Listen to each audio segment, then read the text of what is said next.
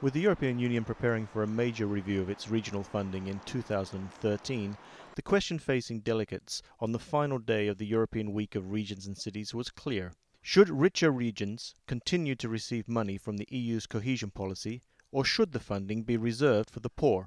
Richer regions are, as all the other regions, in a situation where they have to face serious challenges over the years to come.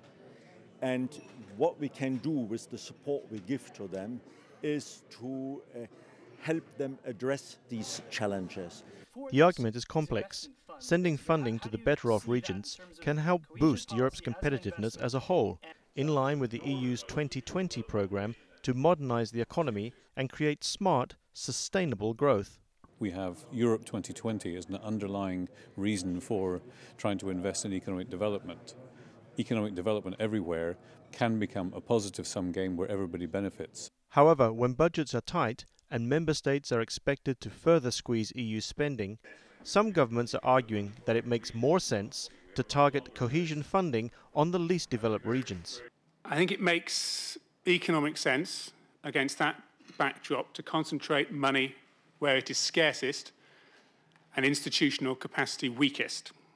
The point was made that growth does not necessarily have to come from high-tech industry, and that even some of Europe's traditionally less developed regions can still make a significant contribution to the economy. Europe can do smart growth in sectors that are not biotech and ICT. I mean, there is a tendency to repeat that all the way because those are fashion things. But you can do smart growth in tourism and agriculture and a lot of traditional stuff as well. The debate concluded 4 days of workshops held under the umbrella of the Open Days University, which gave academics the chance to exchange views with public officials and the private sector on regional policy in Europe. In November, the European Commission is due to come up with its proposals for the future of cohesion policy. The prospect of reform triggered a lively debate from the several hundred participants from around Europe. I completely agree with some of the comments that founding the rich regions seems to be more politically driven choice more than an economically driven. When its next negotiation with state members, should the European Commission oblige the state members to do internal cohesion? This is about the ability of a region to generate growth. The northwest of England is an underperforming region because what its capacity and ability is, you judge by the national average.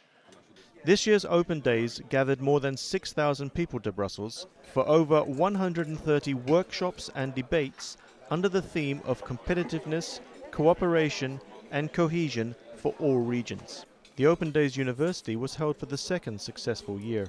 The university provides a wonderful opportunity for academics and policy practitioners to exchange and for us from the Commission to learn.